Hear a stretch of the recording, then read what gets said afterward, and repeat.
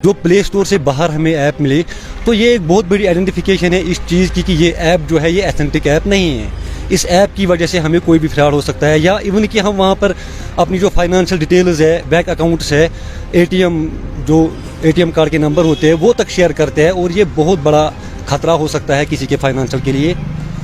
اور سب سے بڑی بات جو یہ ہے, میں یہ تو نہیں کہوں گا کہ جو پلے اسٹور سے ہمیں ایپ ملے گی وہ ایتھینٹک ہوگی یا نہیں ہوگی, میں یہ تو نہیں کہوں گا. البتہ یہ بھی بہت بڑی آئیڈینٹیفیکیشن ہے جو ہمیں پلے اسٹور سے باہر ایپ ملتی ہے, چاہے کروم سے ملتی ہے, تو وہاں پہ انسان کو سمجھنا چاہیے کہ اگر اس کو پلے اسٹور نے الاؤ نہیں کیا ہے تو یہ پلے اسٹور سے باہر کیوں ہے, کیونکہ وہ ایپ جو ہے وہ ایک انسان کے لیے بہت خطرہ بن سکتی ہے, اس کے فائنانشیل کے لیے بہت خطرہ بن سکتی ہے. اور جب انسان کا فائنانشیل تباہ ہوتا ہے تو یہ تو ہونا ہی ہے, تو اس کا مینٹل ہیلتھ بھی پھر تباہ ہو جاتا ہے اس کے ساتھ. ایک 8ویں جماعت کا لڑکا, نہ زیادہ تعلیم یافتہ نہ کوئی بڑا پلیٹ فارم, لیکن سوچ اتنی گہری کہ اسمارٹ فون کے نقصانات پر ایک پوری بک لکھ دی. آپ کو میں بتا دوں کہ انہوں نے اپنی بک میں لکھا ہے کہ کیسے یہ چھوٹا سا ڈیوائس انسانی رشتے اور سوسائٹی کو متاثر کرتا ہے, کیسے انسان اپنی سوسائٹی اور اپنے رشتوں سے دور ہو جاتا ہے اور اپنا زیادہ تر وقت اسمارٹ فون میں دیتا ہے, اپنی آس پاس کی زندگی سے زیادہ اپنے اسمارٹ فون میں گھسا رہتا ہے, اور جو اینزائٹی, اکیلا پن اور ڈپریشن کا سبب بنتا ہے. چلیے ان سے بات کرتے ہیں اور جانتے ہیں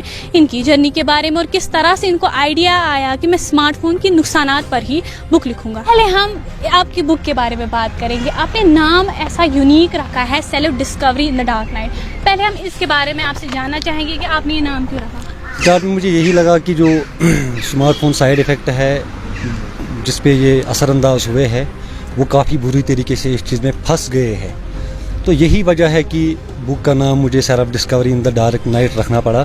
یہی ایک وجہ ہے کہ میں نے اس بک کا نام یہی رکھا ہے. سر اگر ہم اس کے ترجمہ کی بات کریں تو اس کا میننگ کیا ہے؟ اصل میں اس کا مقصد یہ ہے کہ اسمارٹ فون سائیڈ ایفیکٹ جو ہے وہ مجھے یوں لگ رہا ہے کہ جو انسان اس میں پھنس چکا ہے وہ ایک اندھیری رات میں پھنس چکا ہے, اور بک کا نام یہی ہے کہ وہ اس اندھیری رات سے باہر نکل آئے. یہی اس کا ترجمہ ہے.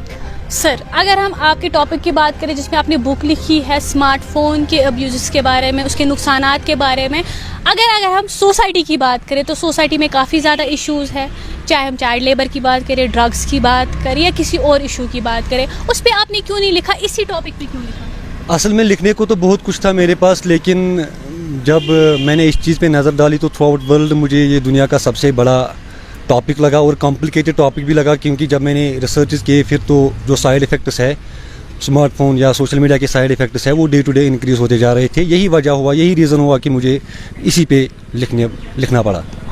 کوئی پرسنل ریزن؟ پرسنل ریزن تو یہ ہے, دراصل میں 2009 میں فیس بک یوز کر رہا تھا. 2010 میں مجھے فیس بک کی وجہ سے بہت بڑی پرابلم ہوئی جس وجہ سے میں ڈپریشن میں چلا گیا. یہی وجہ ہے کہ وہی سے میرے دماغ میں یہ سب چل رہا تھا. دھیرے دھیرے 2024 میں بات پہنچی, میں نے قلم اٹھایا اور اس پہ 2 کتابیں لکھی. سر اگر ہم آپ کی بک کی بات کریں, آپ نے انٹرنیٹیو ورڈ کا یوز کیا ہے جو کافی بولڈ لیٹرز میں لکھا گیا ہے, کیپٹل لیٹرز میں لکھا گیا ہے, کیا ہم آپ سے اس کے بارے میں مزید جان سکتے ہیں؟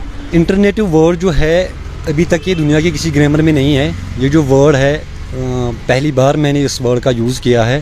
تھرو آؤٹ ورلڈ اگر آپ دیکھیں تو انٹرنیٹیو ورڈ ابھی دنیا کے کسی بھی گرامر میں نہیں ہے, جو میں نے خود بنایا ہے, جو میں نے خود اس میں ڈالا ہے. اس کا مطلب یہی ہے, انٹرنیٹیو جو ورڈ ہے اس کا مطلب انٹرنیٹ بیسڈ ہے. جو بھی چیز انٹرنیٹ سے چل رہی ہے اس کو انٹرنیٹ سے چل رہی ہے اس کو انٹرنیٹیو کہا جاتا ہے. سر اگر ہم اسمارٹ فون کی بات کریں تو اسمارٹ فون کے فائدے بھی ہے اور بے شک اس کے نقصانات بھی ہے, آپ اس بارے میں کیا کہنا چاہیں گے؟ اور آئے دن ہم فراڈس کے بارے میں پتہ چلتا ہے, ہمیں آن لائن فراڈس کے بارے میں, یہ گیملنگ کے بارے میں پتہ چلتا ہے, اس سے کیسے ڈیل کر سکتے ہیں اور what is the main cause of it? اصل میں یہ جو سائبر فراڈ ہے, یا آپ نے آن لائن گیملنگ کی بات کی ہے, یہ جو آن لائن گیملنگ ہے یہ بھی سائبر فراڈ میں ہی آتا ہے.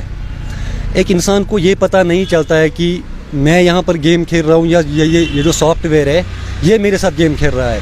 اصل میں یہ سافٹ ویئر ایسے ہوتے ہیں جو انسان کے ساتھ گیم کھیل رہے ہیں, اس کے دماغ کے ساتھ کھیلتے ہیں, تب تک اس کو نہیں چھوڑتے جب تک کہ اس کا فائنانشلی پوری طرح سے اس کو تباہ نہیں کرتے ہیں. اور دوسری بات یہ ہے, جو ایپ ہمیں پلے اسٹور سے نہیں ملے, جو پلے اسٹور سے باہر ہمیں ایپ ملے, تو یہ ایک بہت بڑی آئیڈینٹیفیکیشن ہے اس چیز کی کہ یہ ایپ جو ہے یہ ایتھینٹک ایپ نہیں ہے.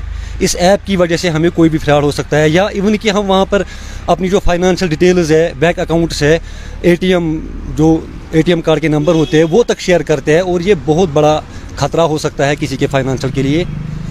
और सबसे बड़ी बात जो ये है, मैं ये तो नहीं कहूँगा कि जो प्ले स्टोर से हमें ऐप मिलेगी वो ऑथेंटिक होगी या नहीं होगी, मैं ये तो नहीं कहूँगा। अलबत्ता ये भी बहुत बड़ी आइडेंटिफिकेशन है जो हमें प्ले स्टोर से बाहर ऐप मिलती है, चाहे क्रोम से मिलती है, तो वहाँ पे इंसान को समझना चाहिए कि अगर इसको प्ले स्टोर ने अलाउ नहीं किया है तो ये प्ले स्टोर से बाहर क्यों है, क्योंकि वो ऐप जो है वो एक इंसान के लिए बहुत खतरा बन सकती है, उसके फाइनेंशियल के लिए बहुत खतरा बन सकती है। और जब इंसान का फाइनेंशियल तबाह होता है तो ये तो होना ही है, तो उसका मेंटल हेल्थ भी फिर तबाह हो जाता है इसके साथ साथ। सर, आपने अभी मेंटल हेल्थ की बात की, अगर हम स्मार्टफोन की बात करें तो उसकी वजह से काफ़ी ज़्यादा इश्यूज़ होते हैं, मेंटल हेल्थ इश्यूज़ होते हैं, सोशल इश्यूज़ होते हैं, हम अपनों से दूर चले जाते हैं, एंजाइटी डिप्रेशन का भी ये एक सबब है। आप इस बारे में क्या कहना चाहोगे? दरअसल जो बात है, लोग कहते हैं कि हम एक दूसरे से काफ़ी दूर हो चुके हैं।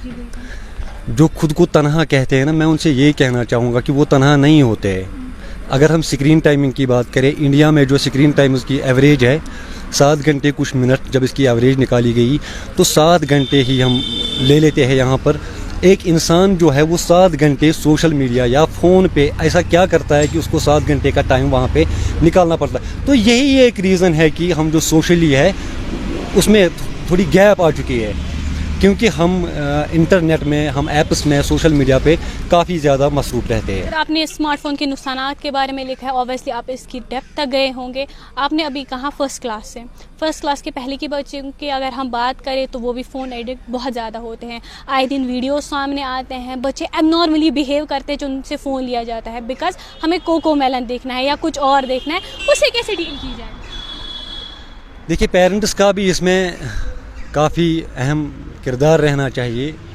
पेरेंट्स को ये चाहिए कि जब तक उनके बच्चे स्कूल ना जाए तब तक उनको एक कोशिश करनी चाहिए कि उनको स्मार्टफोन से दूर रखा जाए। दूसरी बात ये, जब वो बच्चे स्कूल में जाएंगे, इंशाल्लाह मेरी यही कोशिश है कि बुक्स आनी चाहिए, जो मेरी बुक है ये आनी चाहिए फर्स्ट क्लास में। तो फिर जब उनकी मॉडिफिकेशन स्टार्ट हो जाएगी थ्रू एजुकेशन, तो उसके बाद मुझे उम्मीद भी है और मेरी यही कोशिश भी है कि वो बच्चे स्मार्टफोन से खुद दूर रहे। जब उनको स्कूल में ये सब पढ़ाया जाएगा, मुझे लग रहा है कि कहीं ना कहीं ऐसा होगा कि वो खुद स्मार्टफोन से दूर रहे। पेरेंट्स की कोताही की वजह से जो बच्चे हैं वो फ़ोन एडिक्ट हो गए। दरअसल मैं ये कहूँ, हम लोग बच्चों को ब्लेम कर रहे हैं। असल में अगर बात करें तो पेरेंट्स भी जो है वो खुद, उनको इस चीज़ की एडिक्शन हुई है, लेकिन ब्लेम हम हर जगह पे बच्चों पे ही कर रहे हैं। अब ये जो मकसद है, ये एक ह्यूमन बिहेवियर को चेंज करना है, तो इसलिए हमें फर्स्ट क्लास से ही कोशिश करनी चाहिए। ईयर टू ईयर इसकी मॉडिफिकेशन हो जाए। जैसे इसका दिमाग बढ़ता जाएगा, जैसे क्लास टू क्लास ये बढ़ता जाएगा, वैसे ही इसकी मॉडिफिकेशन भी जो है वो बढ़नी चाहिए। और प्रॉपरली जिस एज में ये फ़ोन हाथ में उठाएगा, बिल्कुल इसको नफ़ा और नुकसान का मतलब खुद ही इल्म होना चाहिए कि किस चीज़ से मुझे नफ़ा हो सकता है, किस चीज़ से मुझे नुकसान हो सकता है। आदिल हुसैन डार ने एक ऐसे वक्त में किताब लिखी जब लोग स्मार्टफोन के लिए जीते हैं। इनकी इस किताब ने हमें स्मार्टफोन के खिलाफ सोचने पर मजबूर कर दिया। और अगर हम इनकी किताब की बात करें तो सिर्फ एक किताब नहीं बल्कि एक जागने वाली आवाज़ है, और ये साबित करती है कि समझदारी का जमायत से कोई ताल्लुक नहीं होता बल्कि एक सोच से होता है। मैं मौरफा शबीर, मॉर्निंग कश्मीर के लिए अनंतनाग।